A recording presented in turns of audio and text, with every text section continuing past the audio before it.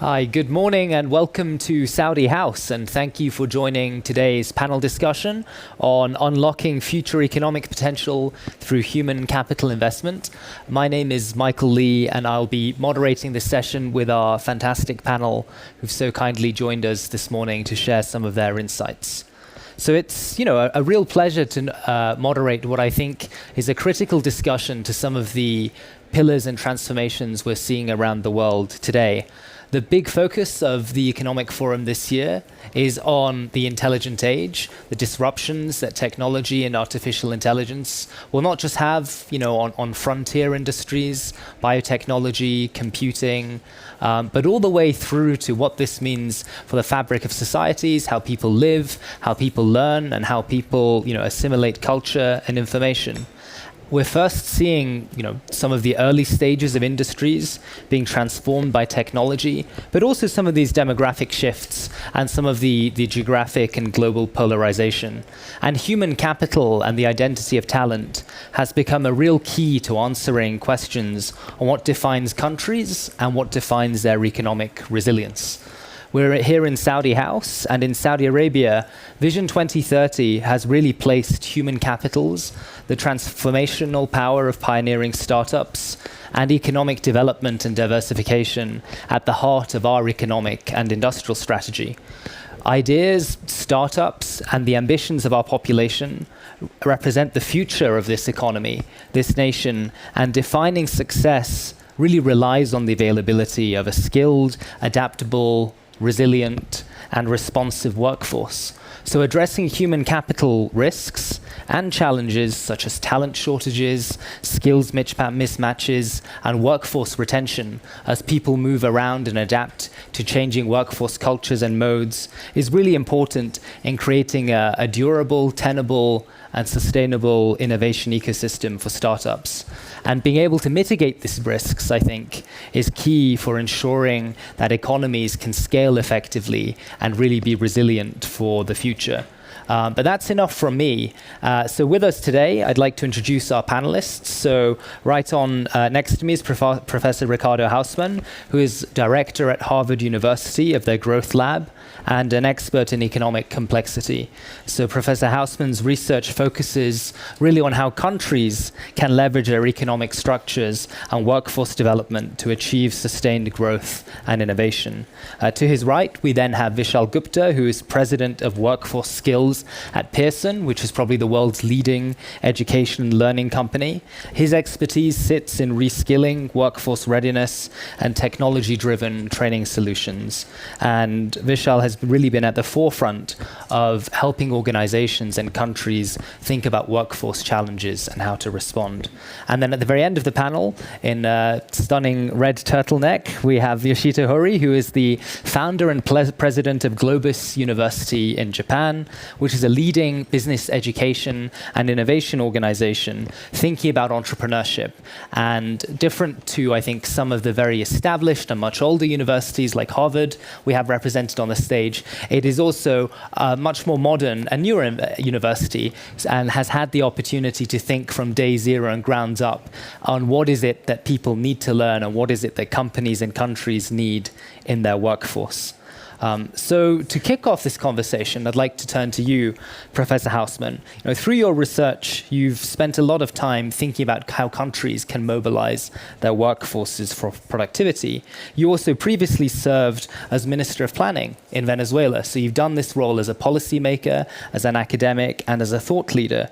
So I'm interested to hear from you, how can emerging markets and countries like Saudi Arabia both differ in their human capital challenges, and what strategies have proven effective in addressing some of these issues? So over to you. Thank you very much, and thank you for organizing this panel on this very important topic. I think that there's one way of thinking of human capital which has become a little bit dominant, and I think limiting. And that's that human capital is essentially education, And that education is something that we measure in terms of years of schooling or a percentage of the population that has tertiary education, etc. So, and it's something that it's kind of like placed outside of the productive process. We hold people in these institutions like Harvard and so on for a while, and then they're ready for the economy. I would like to present a slightly different description of what this human capital is. Human capital is something that we don't know exactly how to measure it, how to place it, but it's something that's in the person that makes them, when they work, to be more productive than they would be without this thing, right? So, but what is this thing? Is it something that you can acquire in the classroom? How is this thing acquired? How would you measure it?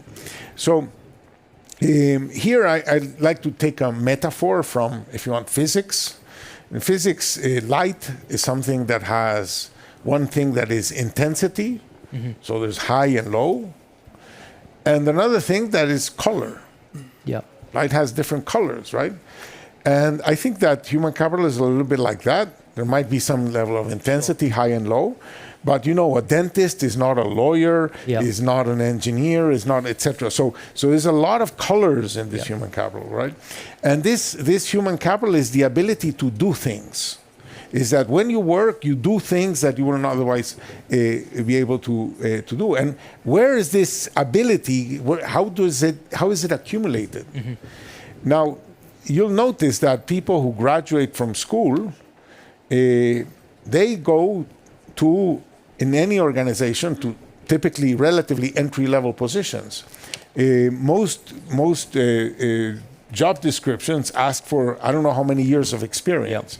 Why do they ask for years of experience? Well, presumably because we cannot teach everything in the classroom, because a lot of these things have to be acquired on the job. So a lot of the human capital of a society is what a society knows how to do is related to what it actually does. Right? So a society knows how to do what it does. So if you're talking about diversification, if you're talking about change and so on, it means that societies have to start doing things they were not doing before. But to do them, they need to know how to do them, but they don't know how to do the things they don't do. So this is kind of like a chicken and egg problem. So the problem at that national level is, how do we expand the set of things that a society knows how to do? And here, I think that I would like to mention three basic ideas. The first one is that we have to learn from medical school. Medical school, I'm not a doctor and I don't know much about medical school, but Harvard has a medical school. They figured out that the only way they can teach medicine is in a teaching hospital that has real patients. They cannot teach it in a classroom. Actually, a basic MD degree lasts 4 years. The first year in the classroom, 3 years in a teaching hospital. And after 4 years, they don't give you a license. You have to spend 3-4 more years in a teaching hospital. So this idea that we can teach out in a classroom what society needs to know, I think more and more we're going to be like teaching hospitals. We need to integrate what societies, what works in organizations to the teaching process. So that's first idea. Second idea is that you have one thing that we should learn from Saudi Arabia and other countries in the Gulf. If you don't know how to do something and you want to start doing it, it helps. For example, to make watches, you're in Switzerland, you need watchmakers. But how do you become a watchmaker in a country that doesn't make watches? So how do you kickstart the process? Well, you bring some watchmakers. Okay, so in Saudi Arabia, about 80% of private employment is expats. So you bring watchmakers from abroad. You have to somehow make sure that in that process, some Saudi watchmakers. There's that knowledge transfer. There's that knowledge transfer. So we have to think hard about how it is that we're organizing processes so that more people learn on the job about experiences and things that society is trying is trying to do. Let me stop it at there. No, Thank you. absolutely. Well, I think that's a great moment for me to bring Vishal into this conversation. So Professor Hausman's idea that we need to move to this model of continuous education and learning. I think the World Economic Forum this week put out a report that said in the next 5 years, 40% of workers will have skills that are outdated or are becoming redundant. And so as we move from the go to high school, get your diploma, go to university, get your degree, box checks, now you can go do your job, to this model of continuous learning.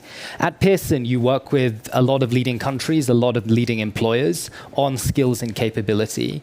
It would be really interesting to hear what are the kind of critical skills gaps that you've identified now in the global workforce, and how are you going about with your partners in addressing and upskilling for some of these challenges, Vishal?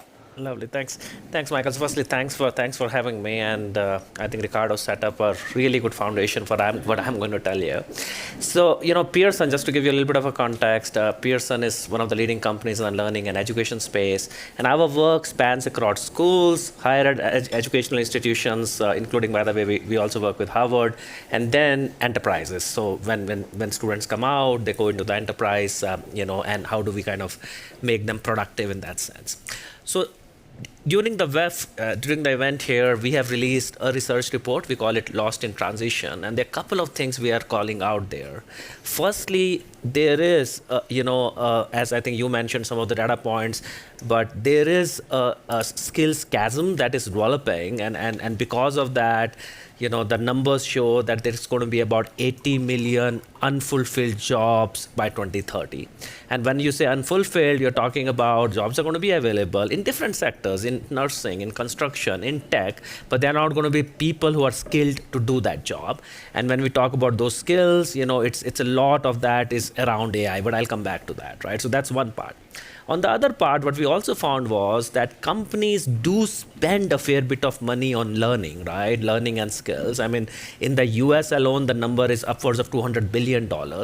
And yet, they are not seeing the productivity gains. They are not seeing the gains in innovation, and they're not seeing the gains in terms of motivating their employee base in this change environment that we are seeing. So the question becomes, what do we need to change? Firstly, what are those gaps, and what do we need to change?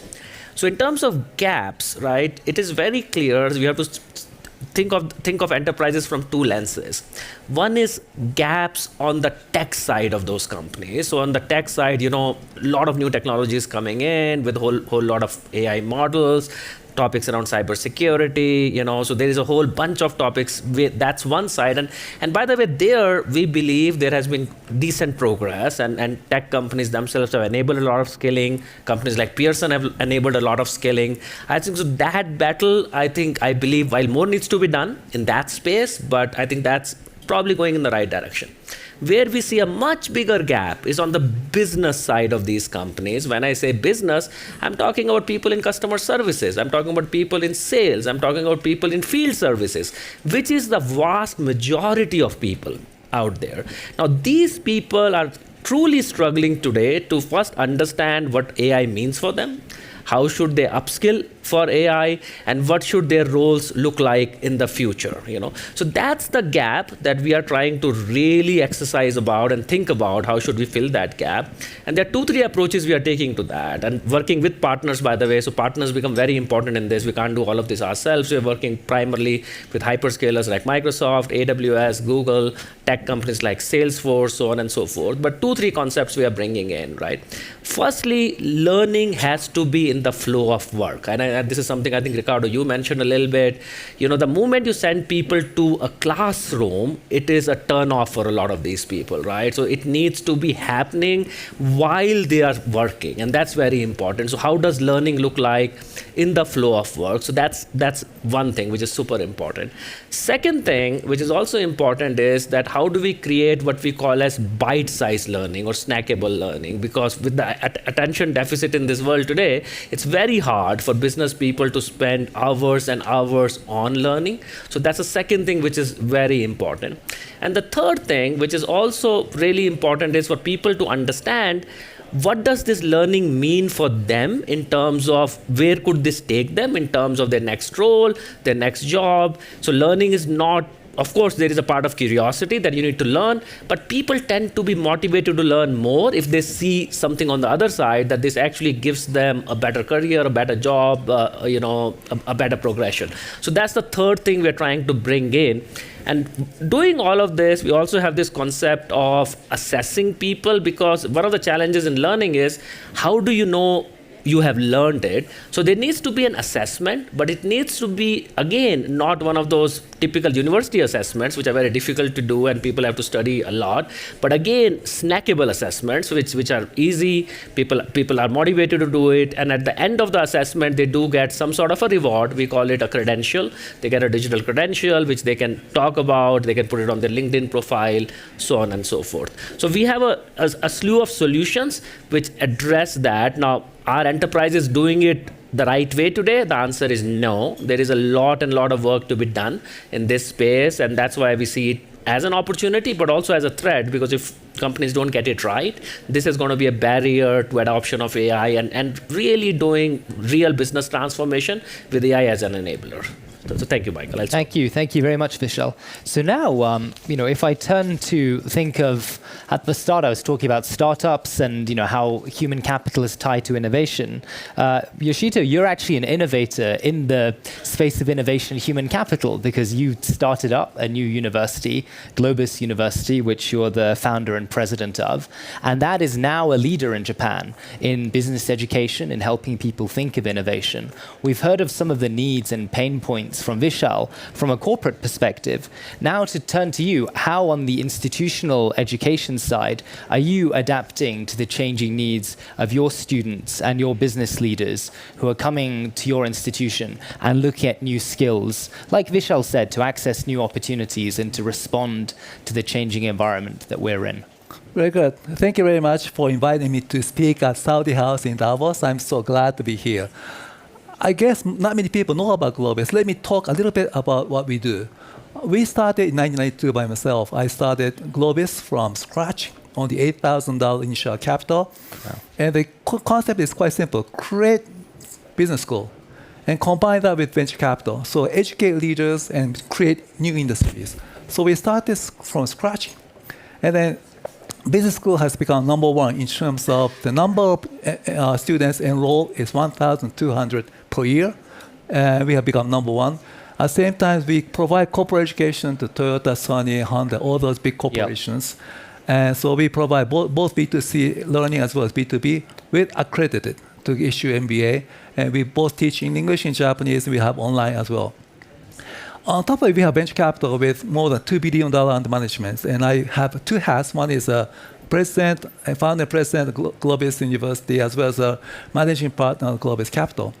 As we invest in as a startup, as a venture capital, we see lots of innovation coming up. And then we started to feel that what we are teaching at business school might become obsolete. Mm-hmm. And then because all the technology is changing the strategy, and the way we do some kind of organizational structure is going to be changed because of technology. And at the same time, marketing is being changed because we use more digital marketing, and also finance as well. Everything is being changed. So we had to come up with a new MBA. Mm-hmm. But the concept of new MBA is let's say 100 years ago, they may have said new MBA. 50 years from now, they may say new MBA. So we have to create some kind of concrete idea, and we came up with the idea of Technovate, technology plus innovate, Technovate. So we created Technovate. So we're teaching about what we should do in terms of in the era of intellectual age, using strategy like technology strategy. We call it Technovate strategy, Technovate thinking, Technovate leadership. So we have to manage AI as well as robotics in the future. So we are combining that into education so that we're always adapted to the needs of corporate, which are always going advanced. At the same time, we have to teach them what is going to happen in the future as well. So with the skills and skill set that we have to provide. At the same time, what we are seeing is that business school or financial, education institutions have to evolve and change and reinvent itself. And then let's say, I used to benchmark Harvard or Stanford because it was a superb university and education institution. But because of technology, let's say e-learning came up. Mm-hmm. So we have to compete against e-learning. So we started what we call EMBA. And then we have a MOOCs coming, like a massive massive online courses. We have to compete against Coursera or Udacity. Yeah. And then what happens is that we have a subscription model, like LinkedIn Learning and also Udemy. So we created a new model called Globus Unlimited, so subscription. And now we will be competing against AI education. And so therefore we have decided to come up with AI Lab. And we have 2 patents as a business school of AI. And therefore we are asking AI to teach our students. When I was in, let's say when I started Globus, I thought about what would be the education of the future are going to be looking like in 2050. Let's say I'm a venture capitalist, so I know that all the industries will be disrupted by new startups. Let's say media, TV became YouTube and Netflix, and commerce became Amazon. And let's say Toyota may become BYD or Tesla. Technology changes champion. It may have been education, may have been Harvard, could become Globus. So with that assumption, we came up with 3 bold assumptions. Number 1, there will be no classroom, number 1. Second, there will be no textbook. Third, there will be no teachers. AI will be teaching. So the next education field will be using technology and combine that. And then we have to provide 2 things. One is to change the contents, curriculum, or what we teach. At the same time, we have to change the way we deliver the education. And that's what we are talking about. I'll stop that. And in the future, I'd like to talk about measurement. I think AI can measure the skill set of the people. So Ricardo, if I come back to you, we've just heard from Yoshito, no textbooks, no classrooms, maybe no teachers as well. If I'm a Minister of Education, if I'm sitting in a government somewhere, that sounds pretty scary to me, because that's very different to the K-12 or the higher education, further education system that I've designed. As I said in my introduction, you're renowned for your framework on economic complexity. And with taking that lens, I'd like to hear about how you guys at the Growth Lab, in some of your partnerships and thinking, would guide countries in designing effective human capital policies around some of these quite provocative and changing themes in education. So let me start by remarking on the similarity of the 3 approaches, right? That that we understand that we need to achieve a certain capacity in the individual, but we find that the traditional ways of doing it don't quite fit, right? And we have to integrate it more with the use case, right? And with the work itself. So the economic complexity approach is based on a very simple idea that a society does what it knows how to do. Mm-hmm. Period. You say, but to produce we need materials, we need energy, we need water, we need etc. Okay, you need all of those things, but you fundamentally need to know what the hell you're doing, right? So now you can ask yourself the question, where is that knowledge? And that knowledge really is in brains, but only in brains. So it's the part that is in books and you can share, etc. That's the easy part in some sense. That's the simple part.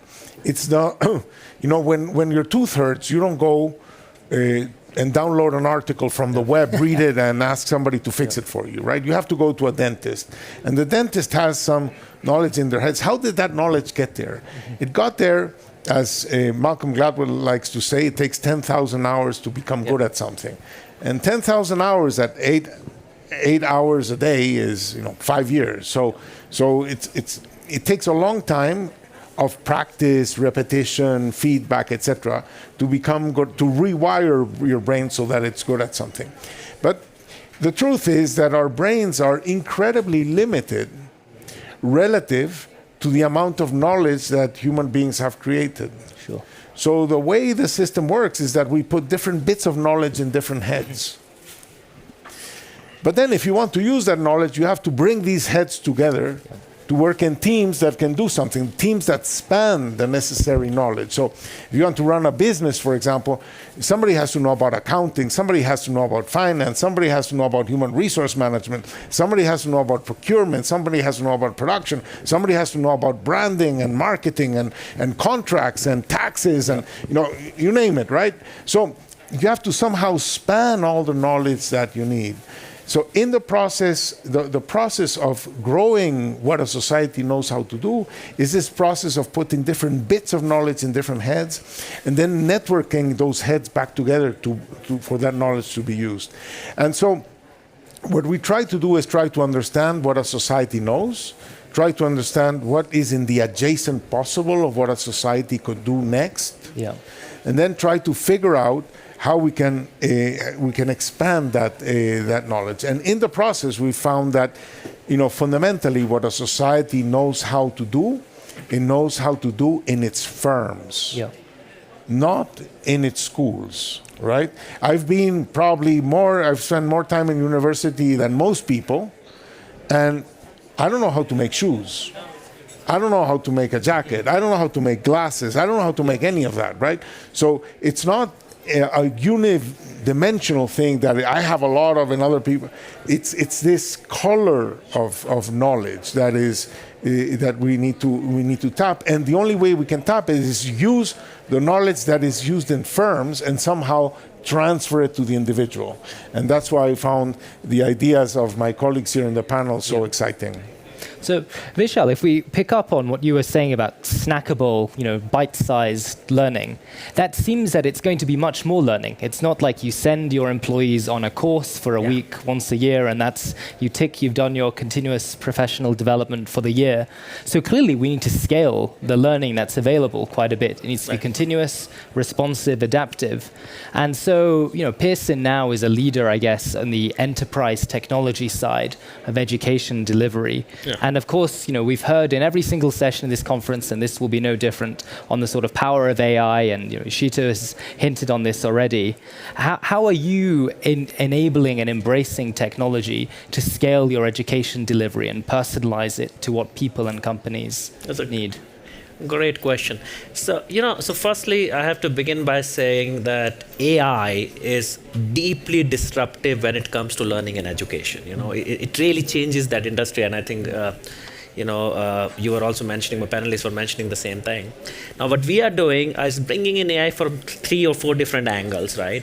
Firstly, I think in the enterprise, one of the things which is very important is to really assess the existing skills in the enterprise. And now, if you ask a CEO of large companies, they really don't have an understanding of what are the skills which exist today in their enterprise, right? And doing that, you need technology to do that. They'll not be able to go around 20, 30, 40, 50,000 people to do that. So we have a solution where we look at AI, where we use a lot of AI, look at the current skills based on what those people have done on the job. We don't ask there's no questionnaire involved, none of that. We analyze what they have been doing and then really look at their skills. We also compare them with the skills outside, right? Using a lot of labor market data that we have in that market. And we also then predict for the enterprise, what are the skills of the future in 2030? This is how your skills should be, and what are those gaps? And that allows us to bring learning to a personalized level, and that comes down to every employee really saying, hey, these are your skills now, this is where you're going, and these are the gaps, and hence you need to go through this learning. And that allows us to do what we call as personalized learning pathways for people. So, and again, learning today, again, as I said, comes from different sources. I mean, it could be some video programs, snackable bites. It could also be sometimes attending certain sort of sessions in your company, right? A lot of learning happens, by the way, we believe, in meetings. When you meet leaders, I mean, you are probably learning out of this panel. So all of this, we want to use as a part of those learning pathways that you can go through, and we will recommend that to people, that these are your learning pathways. And on the other side of it, once you have done that, we do believe in kind of checking for it. So there needs to be some sort of an assessment, because otherwise, most people claim they have learned, but you really don't know whether they have learned, right? Especially in the world of AI, right? Whether you have learned or not. So we are going to be doing, or we do as Pearson, a whole lot of assessments where we actually take them through either online assessments, in-person assessments, to make sure that they have learned. And once they have done that, we kind of then, as I said, do some sort of a reward, if I may use that word, of digital credentials. And then in the meanwhile, put them on the learning loop again, because this loop kind of has to repeat itself, because you've learned one skill, then you harvest it, you benefit from it, and then you go to the next skill, and you kind of keep moving in that. So that's the way we are looking at addressing this. It's a complex problem. It's a very complex problem to solve. But in doing that, I think AI plays a absolutely critical role to enable. We have a pretty large tech platform, and it is heavily AI enabled. By the way, when we deliver learning, the other thing we are doing is, small things. We launched a feature recently. When you are learning from a video, you could actually talk to the video, so you could ask your questions while you're learning through a video, and the video will actually stop there. You'll get an answer, right, which is contextualized for you, and that's been a feature which people who use that really like. So there's a lot of AI there, which helps us to do some of these things. So again, AI is a big part of how we see our platform going forward in personalizing all of the learning for our people. Absolutely. Yoshita, let me come back to you. So earlier you were talking about this concept of technovate, right? Technology and innovate. And Globus is now, as you said, the largest business school in Japan, one of the largest in the Asia and the ASEAN region. And one thing that you've done very interestingly is being able to integrate entrepreneurship and continuous education, but also on a national level, to build this sort of economic and technological resilience in everything from startups to some of these very large conglomerates and industrial companies you mentioned. So talking to some of, maybe more of the policymakers or the government officials who are listening to this discussion, what are the lessons you think we can take from both what Globus has done and what Japan's done to adapt to the changing economic reality? Very good question. Well, I was at Harvard Business School from 1989 to 1991. That time, Japan was in bubble. And people thought Japan was number one. Sony bought Columbia Pictures, Mitsubishi bought Rockefeller Center. And however, when I learned at Harvard about what is going on, I realized that Japan was only winning in capital-intensive business, like Toyota, Nippon Steel, Honda, Sony. They're all capital-intensive business. And they require banks and quality workers. And then the rule of the game is more market share, good products. But however, the US have shifted away from capital-intensive and to knowledge-intensive business, like Apple, Microsoft, Tesla, Amazon, all those companies. And then the rule of the game is different, unique, and you have to be nimble, and at the same time, you have to be speedy and de facto standard. And then organization more network-oriented. And what you need for infrastructure is business school. You have to educate entrepreneurs, and you have to have a venture capital. So I came up to the concept of creating an ecosystem of business school and venture capital. So it's like a founding Stanford Business School and Sequoia Capital under one umbrella. So the key is ecosystem. You have to create the ecosystem so that people will be educated. And at the same time, you need to have a capital to do it. You need to have also knowledge capital. So we said three circles. One is human capital. The other is monetary capital. Third is knowledge capital. So you have to have that. At the same time, you have to have a spirit, entrepreneur spirit. Our entrepreneur spirit cannot be learned. It's more about you have to be influenced. And that kind of ecosystem, if you can create, and if you become a role model, and new startups will come. So in order for, let's say, Saudi or any other countries, what you need is good education to educate leaders. At the same time, you need to have a good venture capital to fund risk capital to startups. And then you have to have a mindset that entrepreneurs, can do spirit. And that kind of spirit, and then you respect all those people who take risks. And then you will become the hub. An ecosystem, startups will be created. No, absolutely. We're doing it in Japan. And I think that's interesting because, if there's been a story of the past year, you've had a lot of leaders come out and talk about industrial policy again. They said we need to reshore our industrial base. And it's interesting because industrial policy is sometimes quite a code word for really supporting capital-intensive export-led businesses like you've just been talking about in Japan in the 90s. But it seems to me from this conversation and others that actually the real thing you can be doing for economic resilience is really on the productivity side of human capital, rather than simply trying to provide a level of subsidy or support on the sort of capital-intensive side. And I think that's one thing, through the power of education, kind of pull through. One theme that I think that's come out of this is sort of, we all agree that we need to respond to the skills that are needed in corporations. Vishal, you were talking about companies don't know what skills sometimes their employees have. Sometimes employees themselves don't know what skills they have or don't have. They might think they're very skilled and up to date on something where it's perhaps something else. And Ricardo, you were saying countries also need to look at their companies as where these network effects and hubs sort of compound in skills. So I'd sort of just like to take your views on how do people find the balance of what skills are needed for the future, because it seems to be a bit of a chicken and egg situation. On the one hand, employees want to get skills that will get them a higher paid job or get them a promotion at work. Companies want something that maintains their competitive edge. Countries want to maintain their sort of comparative advantage in terms of skills. Is everybody chasing the same set of new skills?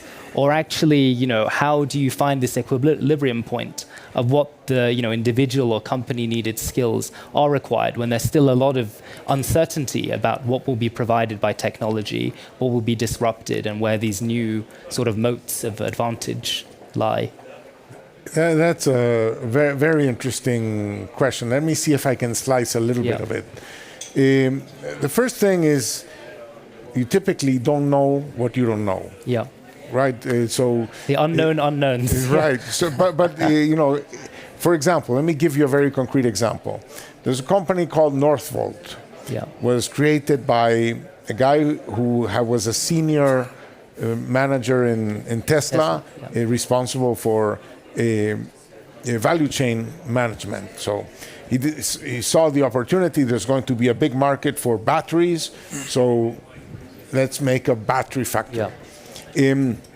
So he convinced Goldman Sachs, he convinced Volkswagen, and they raised $15 billion in capital. Then they went and said, we need technology. So he said, who's the best in class? So some Japanese companies, some Korean companies, some Chinese companies. So they bought all the equipment, the machines, and the technology and technology transfer contracts and so on, and they put it all there. They went out to look for contracts, and they got $50 billion in sales orders. Yeah. And so they found a place in Sweden. Sweden is best ranked in terms of all human capital indicators. They're in the PISA scores and the PIAC scores and so on. So top. So they said, what could possibly go wrong? Let's not do just one factory. Let's do 3 factories. And suddenly, they finish the construction, they start operating the factory. The factory was supposed to produce 100, they cannot produce more than 1. They were operating at 1% of capacity. Why? They don't know why. They're trying to figure out why. In the process of figuring out why, they realized that, they had Korean suppliers, Japanese suppliers, Chinese suppliers. No one spoke Swedish. The Swedes could not understand. They could not understand each other. So the company did not know how to operate the plant. And they went broke because they could not figure out what it is that they did not know. Mm-hmm. Okay? So I think it's poetic in some sense. It's a good example of how you don't know what it is that you need to know to work. Right? And so we try to make it as explicit as possible. The technology before Pearson, say, was in the US, there's a database called ONET. In Germany, it's called BIB. But they go out and define what are the different jobs right? And then they do a kind of like a job description. They ask what skills do you need to have, what knowledge do you need to have, what tools you need to be able to use, what tasks you need to be able to perform, and they go and ask those surveys, right? And so we now have these catalogs. Back in the day, it was called the Dictionary of Occupational Titles, right? So it's like people writing a dictionary, right? When they finish the dictionary, it's already old, right? And then people say, okay, so you're going to need this. This is the list of tasks. This is what we need to teach. Obviously, at the rate in which things are changing, dictionaries are now, becoming dated, and we don't really know what we need to know. So the thing is that we need to go to a next stage of something that kind of like learns dynamically and figures out dynamically what it is that you need to figure out. And that's why I think that the things that Pearson is doing and trying to do is in my mind so exciting. Yeah. Let me finish with one thing. I think the fundamental thing about industrial policy is that when a company starts, it doesn't know really how to operate. Mm-hmm. And it gets into a learning curve. And in the process of that learning curve, it figures things out, it learns, right? And we need to give companies a little bit the time to learn. Yep. Right? And I think industrial policy should be seen as the mechanism to allow companies the leeway to learn. Yeah. And if they fail, to let them fail, if they didn't learn, if they don't pass the exam. And in some sense, what happened to Northvolt is that they did not know that they needed to learn. Yeah. And they didn't give themselves the time and the capital to learn, and that's why they went under. So I think industrial policy, in some sense, is enabling learning. Yeah. That's great. I'll just pick on what Ricardo was saying. So this idea about not knowing what you don't know, I think is a very important idea, because today if you think about the wave of AI, we are just at the beginning of that wave, and this wave will only accelerate. We believe within the AI umbrella there is a lot of new technology coming. So this idea that we need to build the muscle of what we call as learn to learn is very important, right? We have to build that muscle. Human beings, because of our current educational systems in schools, in universities, don't have that muscle. They don't have this muscle of learning to learn, and that involves a set of different kind of cognitive skills, if I may. Things like creativity, things like tolerance to ambiguity, things like big picture thinking. A lot of these things which are so important to be able to learn, I think are things that are going to be a big part of that story if we want to get this right. I will finish by saying I think it's important that learning, particularly in companies, and we were in a panel this morning with a few CEOs, it has to move into the space of being inspirational for people. People have to be inspired to learn, not this method of kind of being pushed to learn or a fear-based mechanism that you have to do it because you have to do it. So that's again something that people have not cracked, that what would inspire human beings to learn. Some people learn by nature, but there is this vast majority of people who need to be taken on that journey, and building that muscle is super important. And while we do that, I think it's important to always keep, as I say the North Star, and this was one of the recommendations from a CEO this morning, and she said, listen, people learn when they understand the North Star, where the company is going, where they are going, and why this learning is an important part of that North Star. So keep that North Star in mind and then inspire people to get onto that journey. Ricardo, what you were saying about giving some of these startups and risk-taking enterprises this space to learn and ask these questions reminds me of this saying about startups. It's like building a plane that's already in the air, and that's about you need to complete building the plane before it lands, otherwise it crashes and sort of time is running out. And I think, Yoshito, if I turn to you, you said something that's really unique about Globus is you both have the capital arm, this capital that's available, venture to invest and support risk, and then you have the university itself. A lot of the time when people think of education and sort of the criticism of it is this quite perfectionist mindset. People are aiming for 100%, GPA 4.0, score the best, but at the same time, risk-taking is clearly a big part of entrepreneurship. You set up your university with tiny pool of capital, and it's now built into the largest business school in Japan. What's the trade-off or the conflict there? How do you get people to embrace this open-minded learning mindset and incentivize them to learn, but also balance that with motivating risk-taking? Okay, let me just talk about the topic about I don't know what don't know, right? Well, like I'm a venture capitalist, so we have to know what we don't know. If we don't know what we don't know, we should not make investment. So we have to realize about what we know and somehow what we don't know, and we call it uncertainty. And something that we know about, the track record, about the market, and also technology, and also some kind of, organizational structure. And then we bet on those, like what we know. And then we leave some part uncertain about what we don't know about. And then we have to bet. During the courses, we have a hands-on approach and provide what is required. It's a capital, it's knowledge, or technology. And that's what we do. And going back to your question about, you mentioned about like motivation or inspiration. I always say that education is the best entertainment of life. The reason why I say that, maybe we may go to Disneyland or we may go to some kind of nightclubs and have fun, but it's just one-time entertainment. You like it? I run I am the owner of professional basketball team, Oh, wow. and also I'm a chief producer of music festival, and it's entertainment. Yeah. However, it's a one-day entertainment. It's really exciting, and it has become more emotionally attached. You cry. However, it doesn't have a lifelong entertainment. Lifelong entertainment will happen when you learn, and you'll be so much, sense of achievement, sense of accomplishment that you can do what you cannot do yesterday or 2 years ago, and you know what you didn't know 2 years ago, and now you know, and in the future you will be able to do what you cannot do in the past, and that kind of continuous improvement will make people happier. Yeah. And that's why I say education is the biggest entertainment industry. For sure. And so that's what we need to do. So it's not force, it's entertainment. Yeah. Yeah. For the people to be entertained, you just have to be willing to do it. When I started Globus, I didn't have any credential, so we could not issue MBA or any degree. And so we have provided education as an entertainment. They come, they make investment into education, and they have to make a return on investment of what they have invested. Yeah.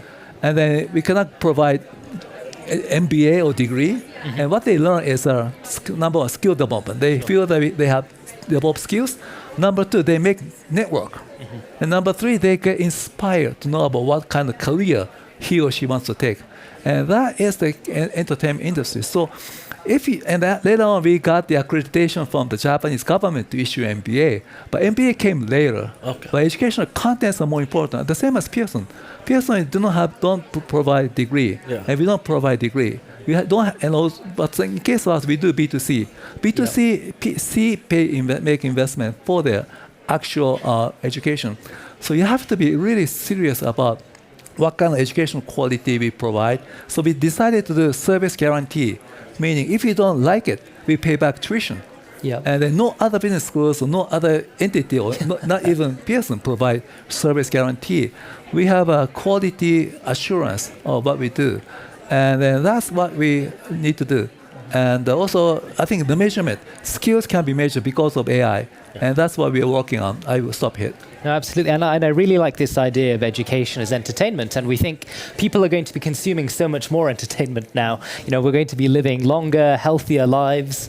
And we talk about this approach to gamifying behaviors as an incentive mechanism. So I think, you're really onto something there. We're almost out of time. We're here at Saudi House. We're at WEF, the Public-Private Forum for Collaboration. So maybe we can end just by going through our panelists, starting with you, Yoshito. If you had, one call to action or one, plea from the government leaders who are here at Davos this week on investing in human capital and education and skills, what would that be? Well, let's enjoy learning. Let's enjoy it. Let's enjoy learning at the same time. Let's use what you have obtained as skills and take risks and enjoy the journey of life as an entrepreneur.